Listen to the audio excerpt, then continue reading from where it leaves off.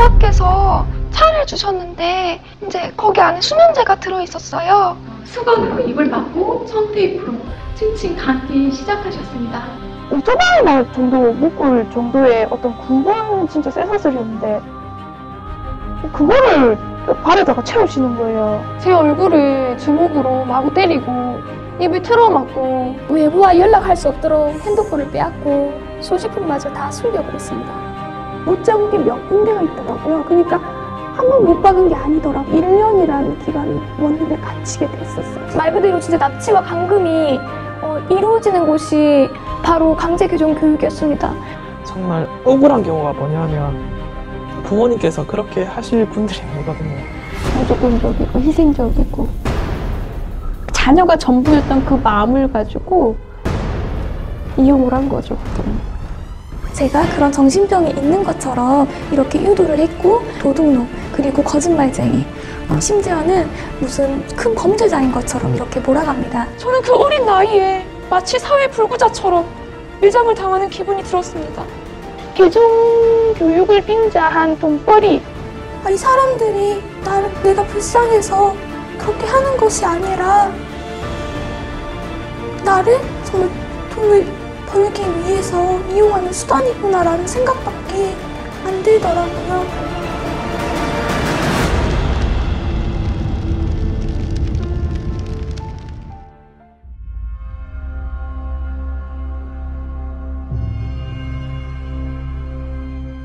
음식물에 수면제를 타셔서 저도 알지 못하게 먹고 잠이 들었는데 이제 어지러운 상태에서 눈을 뜨니까 이제 친척들이 저희 집에 와 있더라고요. 그래서 저는 이제 그곳에서 나가려고 시도를 하였지만 이미 몸은 제가 원하는 대로 이제 움직일 수가 없었고 나가려고 했지만 이제 친척들과 부모님께서는 사주를 받아서 저에게 수갑을 채우시고 테이프로 입과 다리를 묶으셨고 이제 큰 여행용 가방에 저를 넣어서 이제 강제로 이동시키셨습니다.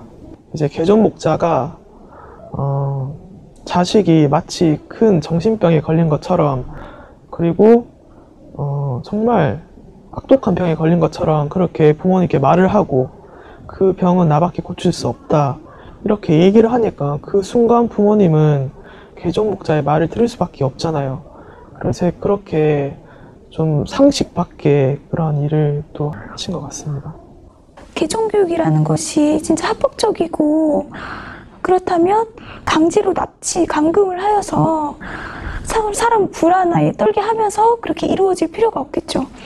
부모님이 강제로 이제 막 옷을 벗겨서 무언가가 이제 핸드폰이라든지 뭐 연락할 수 있는 어떤 수단이 있는지를 막 다 점검하시고 막 수색 같은 것들을 다 하시고 그리고 이제 진짜 손도 안 대시고 진짜 매도 안 되시던 분이 온갖 폭언을 하시고 저희 부모님이 아닌 것 같았어요. 막상 아들을 꺼내기로 한 그 계획한 날이 다가오니까 그 전도사가 하는 말이 자기는 빠져야 되겠대요.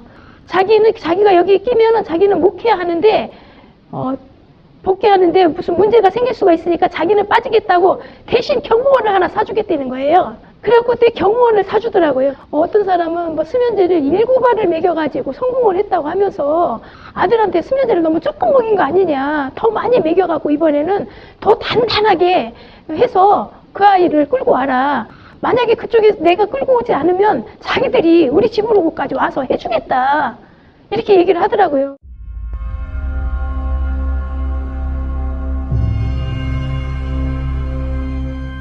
감금이에요, 감금.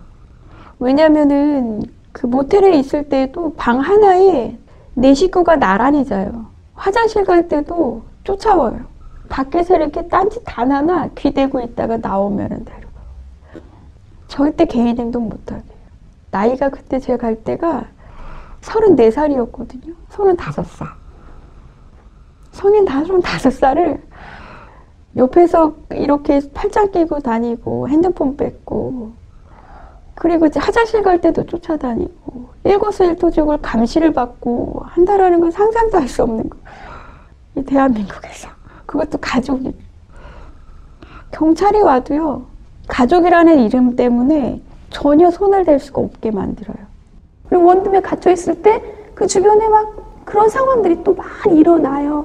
그럼 살려주세요, 살려주세요, 나 도와주세요. 그런 자매들의 울부짖는 소리 들을 때는 안에서 어떤 것도 해줄 수 없고 바로 옆방에서도 막 그게 옥신각신한 소리가 들려요.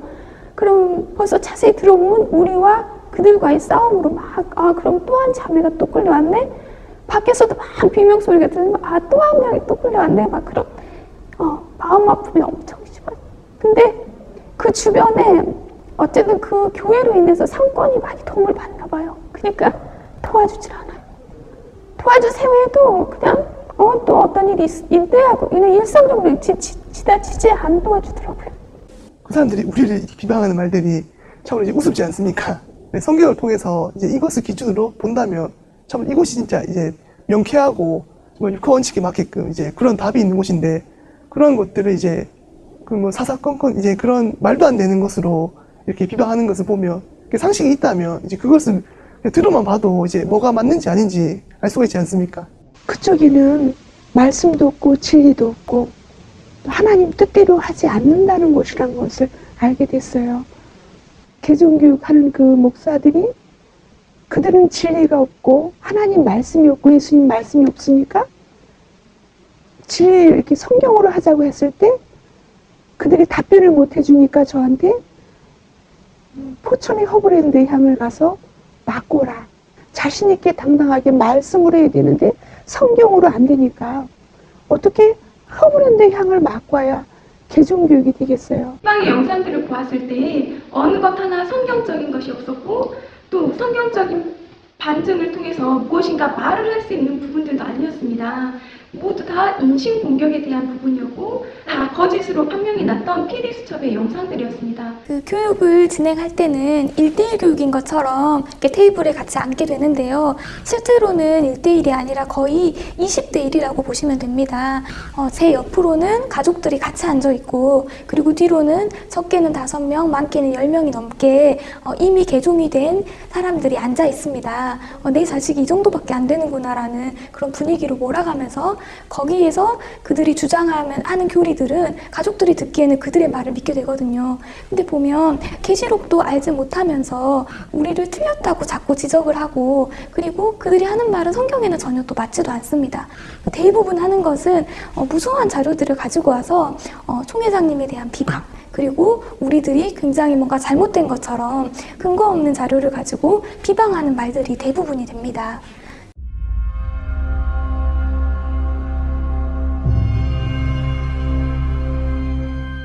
개종교육이 시작되고 저는 황 목사에게 많은 질문을 던졌습니다.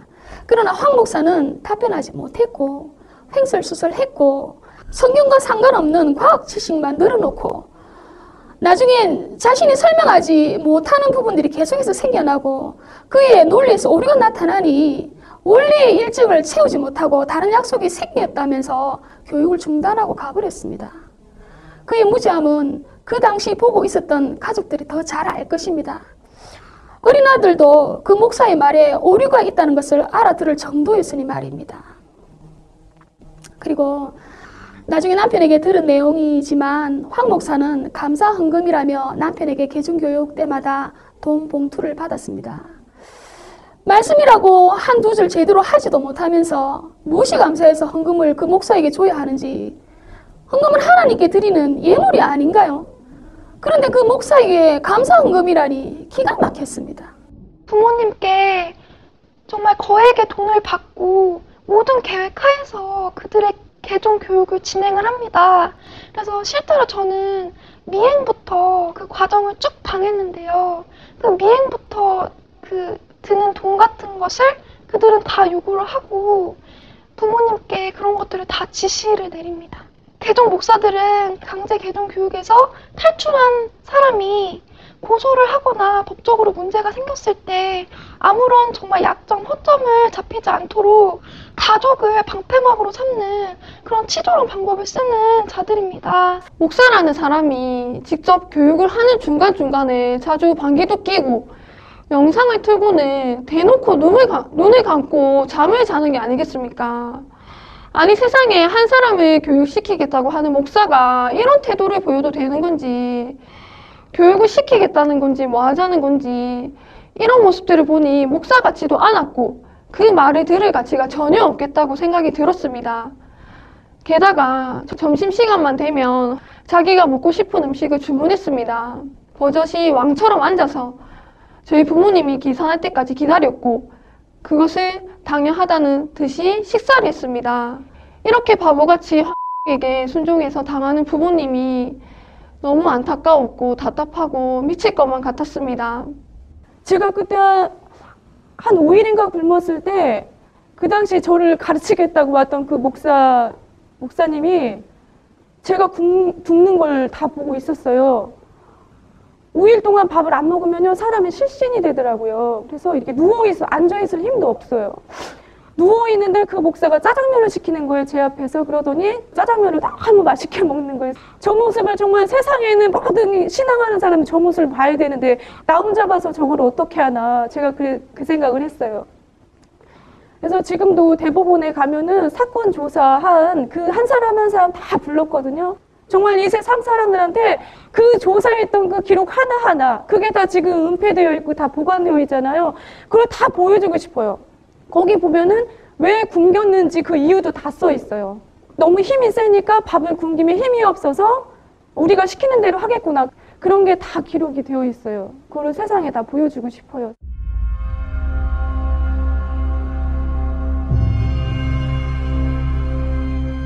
화장실, 베란다, 거실까지 못으로 박혀져 있었던 그 상황 가운데에서 정말로 이 사랑하는 가족들이 한순간에 이렇게 돌변을 하고 그 상황 가운데에서는 가족이 가족처럼 보이지가 않았습니다. 그래서 아침에 되었고 오늘은 어떻게 해서든지 내가 여기서 나가야겠다. 어떻게 해서든지 이 상황에서 내가 탈출해야겠다. 나가는 것이 살 길이라고 생각했기 때문에 눈이 뜨니까 아빠는 화장실에 계셨고 이제 엄마는 부엌에서 요리를 하고 계셨고 그리고 이모는 제 옆에서 계속 눈이 떴다 감았다 하시면서 저를 감시하고 있었습니다. 근데 그 후에 이모가 잠깐 이제 잠이 든 사이에 이때가 기회다 싶어서 현관문 쪽으로 갔더니 아니나 다를까 이제 끈으로 묶여져 있더라고요. 근데 너무나 감사하게도 진짜 하나님의 은혜로 너무나 감사하게도 이 끈이 너무나 잘 풀리는 끈이었더라고요. 끈을 풀고 문을 따고 이제 맨발로 슬리퍼를 들고 그 자리에서 그 현장에서 탈출하게 되었습니다. 이것이 이제 첫 번째 사건이었고 이제 두 번째 사건은 집이 2층 집인데 이제 화장실에 사람 한 명 정도 나갈 수 있는 이제 공간이 창문이 있는데 이제 세면대를 올라가서 그 창문으로 나와서 이제 탈출을 하게 되었고 그때 당시에는 신발을 신을 수 있는 그 겨를이 없었고 어떻게든지 이 자리에서 나가야겠다라는 그 생각만 있었기 때문에 눈이 너무너무나 굉장히 많이 왔던 그 맨발로 차 도로변에 정말 미친 듯이 뛰었습니다. 동생한테 내가 화장실을 가야겠다 이렇게 얘기하니까 동생이 그 쇠사슬 풀어주더라고요. 그래서 화장실에 들어간 사이에 진짜 많은 생각을 했었던 것 같아요. 탈출을 해야 되느냐 아니면 그냥 계속 있어야 되느냐. 그래서 그 짧은 찰나에 생각을 했던 게 이 상황을 빨리 모면을 해야 되겠다 싶어서 그때 화장실 문을 열고 동생한테 옷을 좀 가져다 달라 이렇게 얘기를 해서 동생이 가지러 간 사이에 문을 열고 집을 탈출하게 되었습니다. 그래서 제가 달리기가 별로 안 빠르기 때문에 잡히게 되면 다시 쇠사슬을 차야 되는 그런 상황이 너무 싫었고 그렇기 때문에 어떻게든 제 입장에서는 필사적으로 도망을 가기 위해서 저희 집 아파트 앞동에 있는 그 집이었는데 어떤 아주머니가 문을 열고 집을 들어가시길래 저도 그냥 따라 들어가서 신발도 신지 못한 채로 살려달라고 이렇게 얘기를 했었습니다. 그래서 이 아주머니가 보고 너무 이상한 나머지 무슨 일이냐고 이제 물어봤었고 저는 발에 쇠사슬을 차고 있었고 납치를 당했었다 이렇게 얘기를 했었어요. 그래서 이 아주머니께서 경찰에 신고를 해주셨어요. 그 첫째 날에 제가 그 경찰한테 그 보호를 받지 못했던 그 경험이 있기 때문에 안 되겠다 싶어서 그냥 도망을 가려고 했는데 이 아주머니께서 아무래도 제가 좀 상황이 위급한 것 같고 보통이 아니다 싶으니까 저를 안 놔주시더라고요. 그때 당시만 해도 제가 집에서 있었던 일도 그렇고 너무 정신적인 충격이 커서 뭐 어떻게 뭐 더 이상 도망을 가고 뭐 내 상황을 어떻게 수습할 제가 처지가 전혀 아니었었기 때문에 그 경찰한테 그냥 제 있는 상황을 그대로 얘기할 수밖에 없었고 그래서 저는 다시 그 경찰에 의해서 저희 집 근처에 있는 이제 가게 되었는데 또 역시나 가족의 문제이기 때문에 대수롭지 않게 생각하고 저를 다시 집으로 돌려 보내겠다라고 이렇게 하시더라고요. 절대로 부모님과는 같이 가지는 않겠다라고 얘기를 했는데 이 경찰은 제가 집에 가고 난 뒤에 1시간 뒤에 저희 집에 오겠다.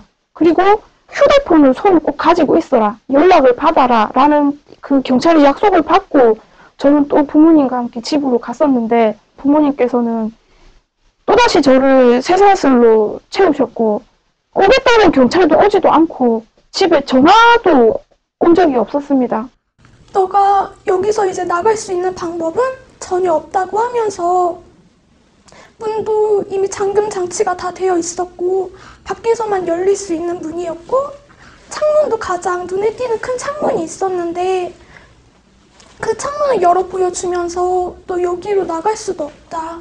너가 나갈 수 있는 방법은 오직 사인해서 교육 받는 것밖에 없다 라고 말하는 거예요. 자기가 이렇게 방까지 데리고 왔는데 한 번도 실패한 경우가 없다고 하면서 이 자매는 30일을 버텼는데 너는 40일 한번 버텨봐라. 자기는 너가 버티면 버틸수록 더 좋다라고 말씀하시는 거예요. 이렇게 사람을 비꼬고 신천지에 대한 그 비방과 인신공격과 그렇게 계속 안 좋은 말들을 막 하시고 듣기 싫다는 보기 싫다는 영상도 억지로 이제 보여주려고 하는 경우도 굉장히 많았어요. 엄마 아빠가 이제 다 사람들이 나가자마자 제가 아예 문이 열릴 수 없도록 혼자 있고 싶어서 그 문을 잠궈버렸어요. 그렇게 잠그고 갑자기 드는 생각이 있는 거예요. 아, 이게 하나님께서 주신 그 때이구나 라는 생각이 들었어요. 그래서 그 방에 있던 가방에 제 옷가지와 이제 제 생활할 수 있는 물품들을 다 쌌어요. 다 싸고 이제 밖에 나가서도 어떻게든 연락을 해야 하고 그런 게 있으니까 계속 다 찾아봤는데 아무것도 나오지 않더라고요. 그런데 아빠가 한 달 정도를 이제 이 교육을 계획하고 오셨기 때문에 담배를 많이 사다 놓으신 거예요. 내가 저거라도 가지고 가서 팔아서 사용해야겠다 하는 생각 들고 그래서 이제 그 담배들을 가방에 다 담고 부모님 잠드실 때까지 눈에 띄지 않을 때까지 계속 기다렸어요. 계속 기다려가지고 그 침대 위에 있는 창문 열어서 이제 나오게 된 거예요. 근데 이제 거기가 이제 시골이었어요. 아무것도 보이지가 않는 거예요. 나와서 일단 여기를 벗어나야겠다는 생각밖에 들지 않았어요. 그래서 계속 타고 올라가면서 굉장히 추운 날이었거든요. 겨울이었는데 보이는 편의점마다 다 들어가면서 이쪽으로 가면 어디가 나오냐라고 물어봤었어요.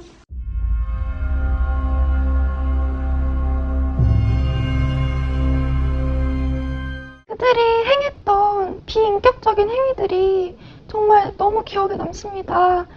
그 수갑을 채우고 그다음에 안대를 가리게 하고 그리고 정말 제가 저항을 하면 부모님을 시켜서 폭행, 폭언을 서슴없이 저지르라고 하는 정말 그들의 그런 뒤에서 그렇게 부모님을 방패막 삼아서 그런 저지르는 그런 행동들이 어떻게 사람이 사람한테 저지를 수 있는 행동들인가 정말 이거는 있어서는 안 될 일이다. 그래서 지금 실제로 저는 밤에 잘 때마다 그들이 저에게 했던 행위 때문에 그런 과정들이 꿈에 계속 나서 악몽으로 시달리고 있는 상황에 처해 있습니다.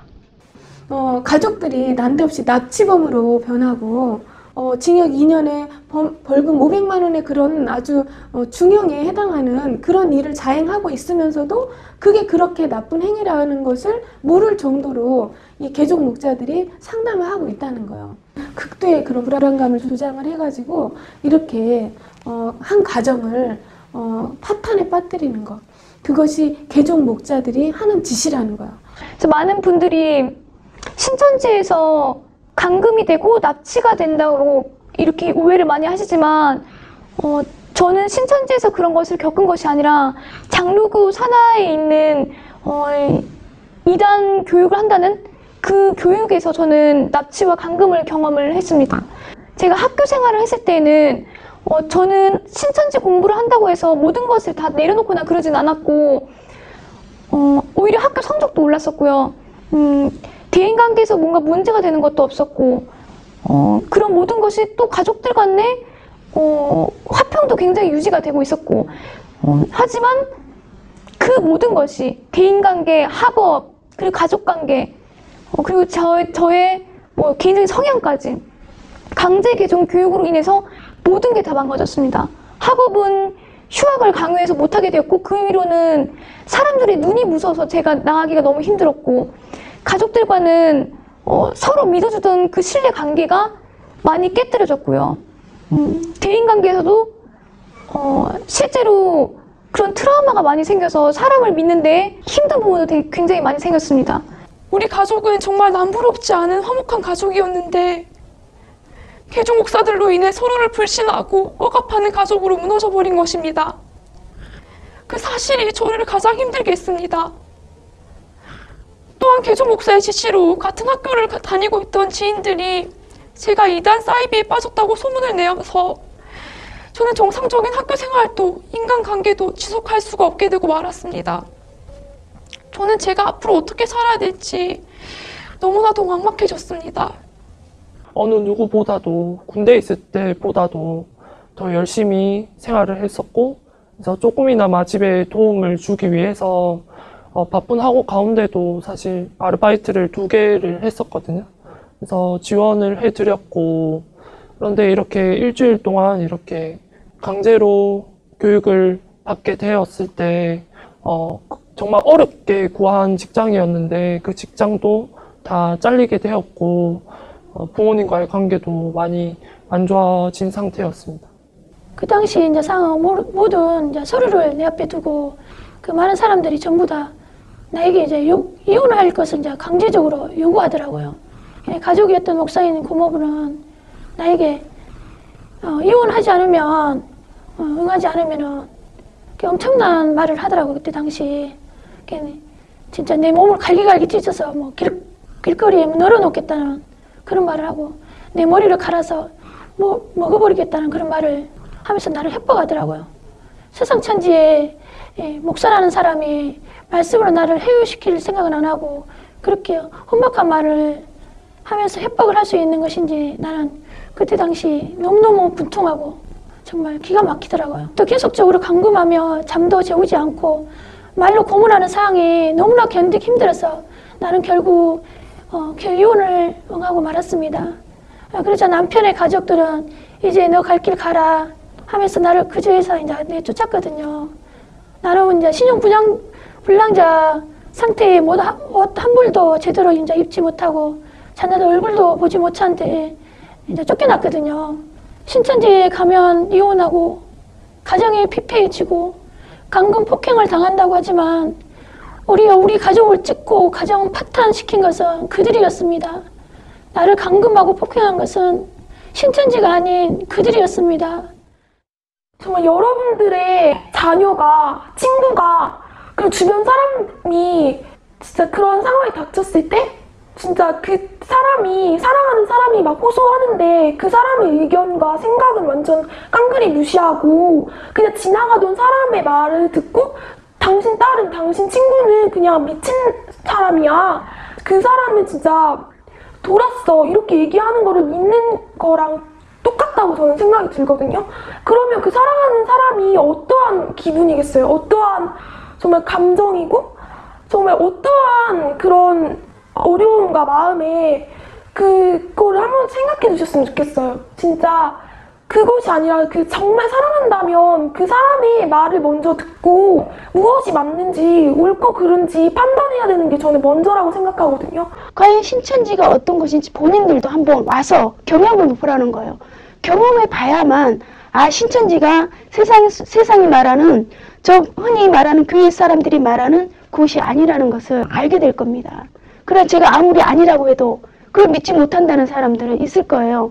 왜냐면 보지 않고 이야기한 건 그거는 그 사람이 진실된 마음이 없잖아요. 저는 와봤고 제가 그것을 확인했으니까 당당하게 이야기할 수 있는 겁니다. 네, 우리나라는 종교의 자유가 있는 나라입니다. 그럼에도 불구하고 강제적으로 개종교육을 하는 것은 엄연히 불법이고 범죄 행위입니다. 이들이 범죄 행위를 버젓이 몇 년 동안 해오면서 수천 명에 다다르는 피해자가 있는데요. 그렇게 할 수 있었던 이유는 직접적으로 나서지 않고 가족을 이용해서 감금하고 폭행하게 했기 때문입니다. 결국은 가정 파괴범까지 된 것입니다. 이런 가운데 그들이 또 그들의 그 범죄 사실을 숨기려고 언론을 이용해서 신천지를 불법적인 단체인 것처럼 포장해서 언론 플레이를 하고 있습니다. 우리는 국민들 입장에서 그들의 거짓말에 속을 것이 아니라 이 모든 사실을 바로 아는 것이 그들의 범죄 행위가 또다시 이루어지지 않게 하는 힘이 될 것이라고 생각합니다. 개종교육을 갔다 와서 저한테는 정말 전과 후는 정말 180도로 달라졌어요. 아주 안 좋게. 완전 인권 유린이잖아요. 그래서 이런 일이 이 시대에 일어난다는 게 너무 기가 막혔어요. 제 인생에 있어서는 아직까지 지울 수 없는 지옥과 같은 세상 누구라도 나와 같이 이런 일을 당한다면 얼마나 억울하고 고통스럽지 않겠느냐. 정말 이 대한민국 안에서 어떻게 이런 일이 있을 수 있을까. 대한민국 헌법 제10조 모든 국민은 인간으로서의 존엄과 가치를 가지며 행복을 추구할 권리를 가진다. 국가는 개인이 가지는 불가침의 기본적 인권을 확인하고 이를 보장할 의무를 진다. 제37조 제1항 국민의 자유와 권리는 헌법에 열거되지 아니한 이유로 경시되지 아니한다. 제12조 제1항 모든 국민은 신체의 자유를 가진다. 인간 존엄성과 국민의 자유가 보장된다는 대한민국에 사람이 동물보다 못한 취급을 받는 일이 어찌 허용될 수 있으며 왜 용인하고 있는가? 반인륜적, 부도덕적인 행위를 저질러 놓고 오히려 신천지의 죄를 뒤집어 씌우는 것이 어찌 사람의 도리라 할 수 있겠는가? 누가 이들의 상처와 억울함을 보상할 수 있는가? 강제 개종교육은 엄연히 대한민국 헌법을 정면 위반한 행위이며 반드시 근절되어야 한다.